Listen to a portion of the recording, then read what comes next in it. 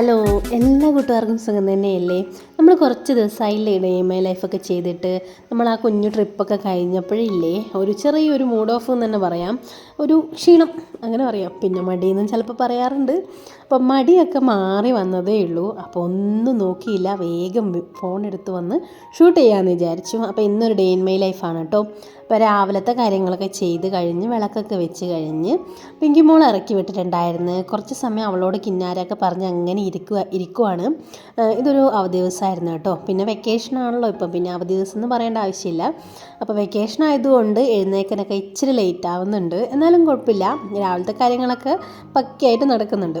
അപ്പോൾ ഇത് അവളെയും പുറത്തിറക്കിയിട്ട് ഞാൻ കുറച്ച് സമയം അവിടെ സിറ്റ് ഔട്ട് പോയിരുന്നു കേട്ടോ. നമുക്ക് രാവിലെ ധൃതി പിടിച്ച് ഇപ്പോൾ അടുക്കളയിൽ കയറേണ്ട ആവശ്യമൊന്നുമില്ലല്ലോ. അപ്പോൾ നമുക്ക് മോർണിംഗ് ഡ്രിങ്ക് ഉണ്ടാക്കാനായിട്ട് നമ്മുടെ ശംഖുപുഷ്പം പറിക്കാനായിട്ട് പോവാം. ശംഖുപുഷ്പം ഞാൻ ഇതുപോലെ കയറ് കെട്ടി നമ്മുടെ കാർ പോർച്ചിൻ്റെ മുകളിലേക്കൊന്ന് കയറ്റി വിട്ടിട്ടുണ്ടായിരുന്നു. ആദ്യം 3-4 തൈ ഉണ്ടായിരുന്നുള്ളൂ, എന്നാലും അതൊക്കെ കയറ്റി വിട്ടപ്പോൾ നിറച്ചും ഇപ്പോൾ ഉണ്ടാവാനായിട്ട് തുടങ്ങിയിട്ടുണ്ട്.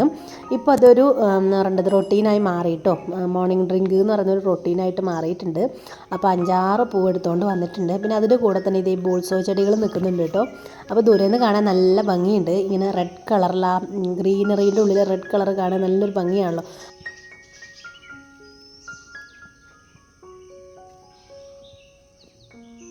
അപ്പോൾ ഇത് മോർണിംഗ് ഡ്രിങ്കൊക്കെ ഉണ്ടാക്കിയിട്ട് ഞാൻ വീണ്ടും പുറത്തോട്ട് തന്നെ ഇറങ്ങി വന്നിട്ടുണ്ട്. അപ്പം നമ്മുടെ ഈ കുഞ്ഞു ലോണിലിരുന്നിട്ട് ഇതുപോലൊരു മോർണിംഗ് ഡ്രിങ്ക് കുടിക്കുക എന്നുള്ളത് എൻ്റെ ഭയങ്കരമായ ആഗ്രഹമായിരുന്നു കേട്ടോ. അപ്പം അതാണിപ്പം നടന്നുകൊണ്ടിരിക്കുന്നത്. പുല്ലെല്ലാം ഏകദേശം ഒന്ന് കവർ ചെയ്ത് വന്നിട്ടുണ്ട്. നല്ല അടിപൊളിയായി തന്നെ ഉണ്ട് ഇപ്പം. അപ്പം എൻ്റെ കൂടെ തന്നെ കാര്യങ്ങളൊക്കെ പറയാനും സംസാരിക്കാനൊക്കെ ഇതേ പിങ്കിമോള് കൂടെ വന്നിട്ടുണ്ട്. രാവിലത്തെ ഈ ഒരു ടൈമില്ലേ, ശരിക്കും പറഞ്ഞു കഴിഞ്ഞാൽ മിസ് ചെയ്ത് കഴിഞ്ഞാൽ ഭയങ്കര സങ്കടമാണ്. സ്കൂളിൽ ഇല്ല ദിവസങ്ങളിൽ എനിക്ക് മിക്കവാറും ഇങ്ങനെ ഇരുന്നൊന്ന് റിലാക്സ് ആയിട്ട് നമ്മുടെ മോർണിംഗ് ഡ്രിങ്ക് കുടിക്കാനോ അല്ലെങ്കിൽ ഒന്ന് പുറത്തിറങ്ങാനോ ഒന്നും സമയം കിട്ടാറില്ല.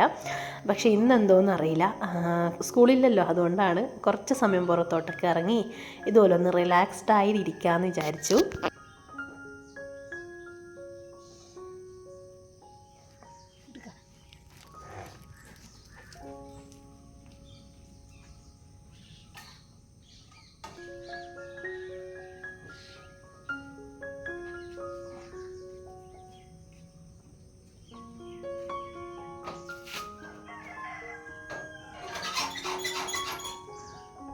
അപ്പോൾ ഇന്ന് പുറത്ത് കുറച്ച് സമയം സ്പെൻഡ് ചെയ്തുകൊണ്ട് തന്നെ നമുക്കിന്ന് ബ്രേക്ക്ഫാസ്റ്റ് ഉപ്പുമാവാണ്.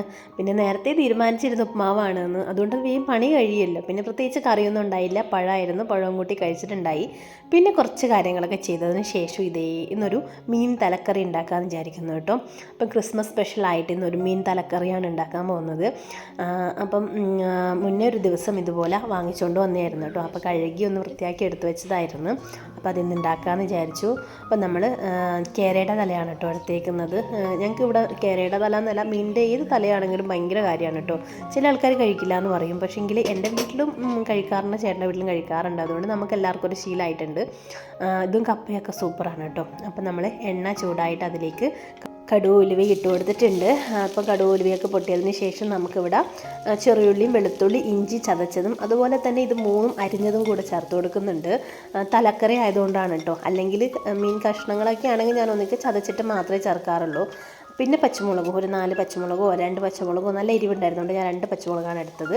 പിന്നെ ആവശ്യമുള്ള ഉപ്പും ചേർത്തിട്ട് നല്ലതുപോലെ ഒന്ന് വഴറ്റിയെടുക്കാം. ശരിക്കും ഇങ്ങനെയുള്ള കറിയൊക്കെ ഉണ്ടാക്കുമ്പോൾ എണ്ണ ഇച്ചിരി കൂടുതൽ ഒഴിക്കുമ്പോഴാണ് അതിനൊരു നല്ലൊരു ടേസ്റ്റ് ഉണ്ടാവുക. നമ്മുടെ കള്ളി ഷാപ്പിലെ മീൻ കറിയൊക്കെ ഉണ്ടാക്കുന്ന ഒരു ടേസ്റ്റ് ഉണ്ടാവുക. പിന്നെ ഒരു തക്കാളി ഇതുപോലെ ഒന്ന് മിക്സിയുടെ ഗ്രൈൻഡ് ചെയ്തിട്ട് ചേർത്ത് കൊടുത്തിട്ടുണ്ട്. പിന്നെ ഒരു കഷ്ണം അരിഞ്ഞിട്ടും ചേർത്ത് കൊടുത്തിട്ടുണ്ട്. അപ്പോൾ അതെല്ലാം നല്ലതുപോലെ എണ്ണയിൽ ഇങ്ങനെ ഒന്ന് മുരിഞ്ഞ് വരട്ടെ. ശേഷം നമുക്ക് പൊടികൾ ചേർത്ത് കൊടുക്കാം. മല്ലിപ്പൊടി, മഞ്ഞൾപ്പൊടി, മുളക് പൊടി, അതൊക്കെ നമ്മുടെ ആവശ്യത്തിനനുസരിച്ച് നമുക്ക് ചേർത്ത് കൊടുക്കാം. അത് ഇട്ട് കൊടുത്തിട്ട് നല്ലതുപോലെ ഒന്ന് മൂപ്പിച്ചെടുക്കുക. പൊടി കരിഞ്ഞു പോവാതെ തീയൊക്കെ കുറച്ച് വെച്ചിട്ട് നമുക്ക് ചെയ്ത് കൊടുക്കാം. ഇതുപോലെ ആയി വന്നിട്ടുണ്ട്. നമ്മൾ കുടംപുളി ഇതുപോലെ വെള്ളത്തിലിട്ട് വെച്ചിട്ടുണ്ട്. ഇവിടെ നിങ്ങൾക്ക് പുളി അധികം വേണ്ട കേട്ടോ, അതുകൊണ്ടാണ് ഇച്ചിരി കുറവിട്ടേക്കുന്നത്. അല്ലെങ്കിൽ നിങ്ങൾക്ക് കൂട്ടിയിടാം. എന്നിട്ടൊന്ന് അടച്ച് വെച്ച് തിള വന്നതിന് ശേഷം നമുക്ക് മീൻ കഷ്ണങ്ങളൊക്കെ ചേർത്ത് കൊടുക്കാം. ഈ സമയത്ത് നമുക്ക് ഉപ്പൊക്കെ നോക്കാം കേട്ടോ. വേണേൽ ഇച്ചിരി കൂടെ ഉപ്പൊക്കെ ചേർത്ത് കൊടുക്കാം. അതുപോലെ പുളിയും വേണേൽ ചേർത്ത് കൊടുക്കാം. എന്നിട്ട് ദേ കഷ്ണങ്ങളൊക്കെ ചേർത്ത് കൊടുത്തിട്ടുണ്ട്. ഇനി ഇവന്മാരെയൊക്കെ ഒന്ന് മുക്കി താഴ്ത്തി വെക്കാം കേട്ടോ. എല്ലാം ആ കറിയുടെ മുളക് വെള്ളത്തിലോട്ട് അങ്ങ് ഇറങ്ങി നിൽക്കാൻ പാകത്തിന് എല്ലാത്തിനും ഒന്ന് മുക്കി കൊടുക്കാം. എല്ലാത്തിനെയും മുക്കിക്കൊല്ലാം. എന്നിട്ട് മുക്കിക്കൊന്നതിന് ശേഷം നമുക്ക് അടച്ച് വെച്ചിട്ടൊന്ന് തിളപ്പിച്ചെടുക്കാം. അപ്പം നമ്മുടെ കറി ഒരു 10-25 മിനിറ്റ് കൊണ്ട് എന്തായാലും ആവും കേട്ടോ. ആദ്യം ഒരു 10 മിനിറ്റ് ഹൈ ഫ്ലെയിമിലും പിന്നെ ഒരു 15 മിനിറ്റ് ലോ ഫ്ലെയിമിലും ഇട്ടിട്ട് വെച്ചിട്ടുണ്ട്. കഷ്ണങ്ങളൊക്കെ ചെറുതായിട്ട് നുറുക്കി മേടിച്ചുകൊണ്ടില്ലേ നമ്മുടെ പണി പെട്ടെന്ന് കഴിയും. അല്ലാതെ അപ്പാടെയൊക്കെ വെക്കൽ നല്ല പണിയാണ്. പിന്നെ അത് മുറിച്ചെടുക്കലും നമ്മളെ കൊണ്ട് പറ്റാവുന്ന കാര്യമല്ല. ഇനിയിപ്പോൾ കറിയൊക്കെ ഒന്ന് തിളച്ച് വരട്ടെ. കറിയൊക്കെ നല്ലോണം തിളച്ച് ഒന്ന് കുറുകി വന്നിട്ടുണ്ട്. ഈ സമയത്ത് നമുക്ക് ഉപ്പൊക്കെ വേണേലും നോക്കിയിട്ട് ചേർത്ത് കൊടുക്കാം. ഇതേ കഷ്ണങ്ങളൊക്കെ നല്ലതുപോലെ വെന്ത് വന്നിട്ടുണ്ട്. നമുക്ക് കപ്പയുടെ കൂടെയോ അപ്പത്തിൻ്റെ കൂടെയോ എന്തിൻ്റെ കൂടെ വേണമെങ്കിലും കഴിക്കാം കേട്ടോ.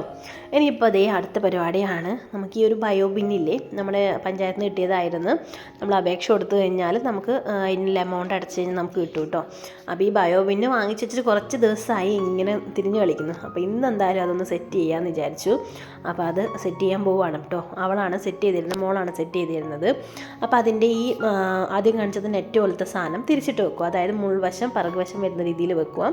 പിന്നെ ഇതുപോലെ ഒരു ട്രേ ഉണ്ട് കേട്ടോ അടിവശത്ത്. നമുക്ക് ഇതിൻ്റെ അകത്തുള്ള ലിക്വിഡൊക്കെ വെള്ളമൊക്കെ സ്ലറി ഇറങ്ങി വരാനായിട്ട് അത് ഇതുപോലെ ഒരു ട്രേ ആണ്. ആ ഒരു ട്രേയിലോട്ട് ഇങ്ങനെ കയറ്റി വെച്ച് കൊടുത്താൽ മതി. പിന്നെ ആ സ്റ്റാൻഡും ട്രേയും കൂടെ ഇതുപോലെ ഇങ്ങനെ ജോയിൻറ്റ് ചെയ്ത് വെച്ച് കൊടുക്കുക. എന്നിട്ട് നമുക്ക് ഈ ഒരു ബക്കറ്റ് അതിൻ്റെ മുകളിലോട്ട് എടുത്ത് വെക്കാം കേട്ടോ. ഈ ബക്കറ്റിനൊക്കെ ചെറിയ കുഞ്ഞു ഹോളുണ്ട് കേട്ടോ. നമ്മുടെ കണ്ണുകൊണ്ട് കാണാൻ പറ്റുന്ന ചെറിയ ഹോളുണ്ട്. എന്നിട്ട് അതിനുള്ള അടപ്പുണ്ട്. അപ്പോൾ ഞാൻ ഓൾറെഡി ഒരെണ്ണം സെറ്റ് ചെയ്ത് വെച്ചിട്ടുണ്ട്. രണ്ടാമത്തെ നിങ്ങൾക്ക് കാണിച്ചു തരാനായിട്ട് സെറ്റ് ചെയ്തിട്ടുണ്ട്. ഇനി ഇതേ നമ്മുടെ ഇനോക്കുലാണ് കേട്ടോ. നമ്മുടെ ഈ ഒരു ബയോവിനിൽ നമുക്ക് ചെടിക്കൊക്കെ ഇടാനായിട്ടില്ല വളമായിട്ട് നല്ല പൊടിയായിട്ട് നമ്മുടെ ആ ഒരു വരണ്ടിയിട്ട് ഈ ഒരു ഇനോക്കുലാണ് ഇട്ട് കൊടുക്കുക. അതായത് ചകിരിച്ചോറില്ലേ, ചകിരിച്ചോറാണ് ഡ്രൈ ആയത്. അത് ആദ്യ തവണ ഇടുമ്പോൾ ഇതുപോലെ ഒന്ന് പുട്ടിന് നനക്കൂല നമ്മൾ, അതുപോലെ നനച്ചിട്ട് വേണം ഇട്ട് കൊടുക്കാൻ ഫസ്റ്റ് ടൈം. പിന്നെ നമ്മൾ നനക്കാതെയാണ് ഈ ഒരു പൊടി ഇട്ട് കൊടുക്കേണ്ടത്. അപ്പോൾ ഇതുപോലൊന്ന് നനച്ചെടുത്തിട്ടുണ്ട്. ഇതുപോലെ നനച്ചിട്ട് നമുക്ക് ഫസ്റ്റായിട്ട് ഇതിൻ്റെ അടിയിലൊന്ന് സെറ്റ് ചെയ്ത് കൊടുക്കുക. ഇതുപോലെയാണ് കേട്ടോ ആ ഒരു ഗ്രീൻ ബ്ലാക്ക് കളർ സാധനം വെക്കേണ്ടത്. എന്നിട്ട് അതുപോലെ ഇന്ന് ഇതിൻ്റെ ഉള്ളിലേക്ക് ഇതുപോലെ തട്ടി കൊടുക്കാം. തട്ടി കൊടുത്തിട്ട് ഒന്നെല്ലാം ഒന്ന് പരത്തി അവിടെ ഇട്ടേക്കുക. എന്നിട്ട് പിറ്റേ ദിവസമാണ് കേട്ടോ നമ്മൾ വേസ്റ്റ് ഇടുന്നത്. ഇന്നൊരു ദിവസം ഇതുപോലെ നിൽക്കണം. അതിനുശേഷം പിറ്റേ ദിവസമാണ് വേസ്റ്റ് ഇട്ട് കൊടുക്കുന്നത്. അപ്പം ഞാൻ ഇതുപോലെ ഒന്ന് സെറ്റ് ചെയ്തിട്ട് പിറ്റേ ദിവസം വേസ്റ്റ് ഇടാനായിട്ട് പോവുകയാണ് കേട്ടോ. അപ്പോൾ 2 ബയോബിന്നുണ്ട്. ഒരെണ്ണം നിറഞ്ഞതിന് ശേഷം മറ്റത് എടുക്കുന്നുള്ളൂ. അപ്പോൾ ഞാൻ 2-3 ദിവസമായിട്ട് ഇതുപോലെ വേസ്റ്റൊക്കെ ഒന്ന് എടുത്ത് വെച്ചിട്ടുണ്ടായിരുന്നു. അപ്പോൾ നമുക്കിന്ന് അത് നമ്മുടെ ഈ ഒരു ബയോബിന്നിലോട്ട് ഇട്ട് കൊടുക്കാം കേട്ടോ. 3 ദിവസത്തെ വേസ്റ്റാണെന്ന് പറയാം. പിന്നെ ഞാൻ പച്ചക്കറി വേസ്റ്റ് മാത്രമേ ഇതിലിടാൻ തീരുമാനിച്ചിട്ടുള്ളൂ. അല്ലാത്ത വേസ്റ്റ് ഇടാനായിട്ട് നമുക്ക് റിങ് ഇറക്കിയിട്ടുണ്ടായിരുന്നു പറമ്പിൽ. അപ്പോൾ ഇതേ നമ്മുടെ ഈ ഒരു ബയോബിന്നിൽ നമുക്ക് ഇന്ന് വേസ്റ്റ് ഇട്ട് കൊടുക്കാം. പച്ചക്കറി വേസ്റ്റ് മാത്രം, ഫുഡ് വേസ്റ്റൊക്കെ നമ്മൾ ആ ഒരു റിങ്ങിലാണ് ഇട്ട് കൊടുക്കുന്നത്. പിന്നെ ഈ പുഴുവൊക്കെ വരാതിരിക്കാൻ വേണ്ടിയിട്ടാണ് കേട്ടോ ഞാനങ്ങനെ ചെയ്യുന്നത്. പിന്നെ നമ്മുടെ ഈ ഒരു വേസ്റ്റ് എനിക്ക് ചെടികൾക്ക് ഉപയോഗിക്കാൻ വേണ്ടിയിട്ടാണ്. അപ്പോൾ ഇതേ പച്ചക്കറി ഇതുപോലെ സവാളയുടെയും അതുപോലെ പഴത്തിൻ്റെയും തേങ്ങാപ്പീരയും അങ്ങനെയുള്ള സാധനങ്ങളൊക്കെ ഇതിലോട്ട് ഇട്ട് കൊടുത്തിട്ടുണ്ട്. ശരിക്കും പറഞ്ഞാൽ ഇതിൽ വെള്ളം ഉണ്ടാകാൻ പാടില്ല എന്ന്, പക്ഷേ ഞാൻ 2 ദിവസം ആ ഒരു ബക്കറ്റിൽ ഇട്ട് വെച്ചതുകൊണ്ട് അതിൻ്റെ ഒരു ചെറിയൊരു വെള്ളം ഉണ്ടായിരുന്നു. ശേഷം നമുക്ക് ഈ ഒരു ഇനോക്കുലം ഇതിൻ്റെ മുകളിൽ ഇതേ ഒരു ചിരട്ടയിൽ ഇതുപോലെ തൂവിക്കൊടുക്കാം. അപ്പോൾ അതിന് അതിൻ്റെ വെള്ളമൊക്കെ വലിഞ്ഞ് ഡ്രൈനായി പോയിക്കോളും. ഈ ഒരു ഇനോക്കുലം വലിച്ചെടുത്തോളും. നമുക്കിതൊന്ന് അടച്ചു വെക്കാം കേട്ടോ. അപ്പോൾ ഒരു ബിന്ന് നിറഞ്ഞതിന് ശേഷം അടുത്ത ബിന്ന് യൂസ് ചെയ്യാം. അങ്ങനെയാണ് ബിന്നിൻ്റെ കാര്യങ്ങളൊക്കെ. അപ്പം നമുക്ക് ഇന്ന് വൈകുന്നേരം കരോൾ വരുന്നുണ്ടായിരുന്നു കേട്ടോ. അപ്പോൾ ആ കരോളും കൂടെ നിങ്ങളൊന്ന് കാണിച്ചു തരാം.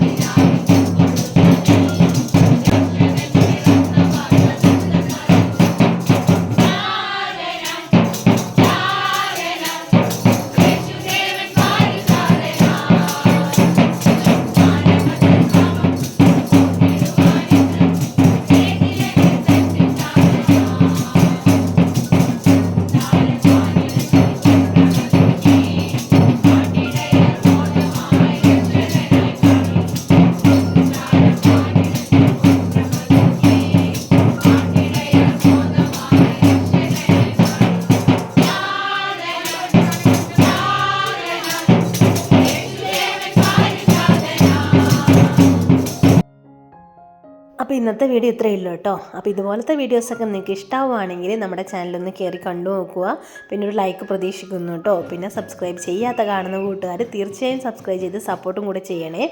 അപ്പോൾ പുതിയൊരു വീഡിയോയുമായി വീണ്ടും കാണാം. Thanks for watching.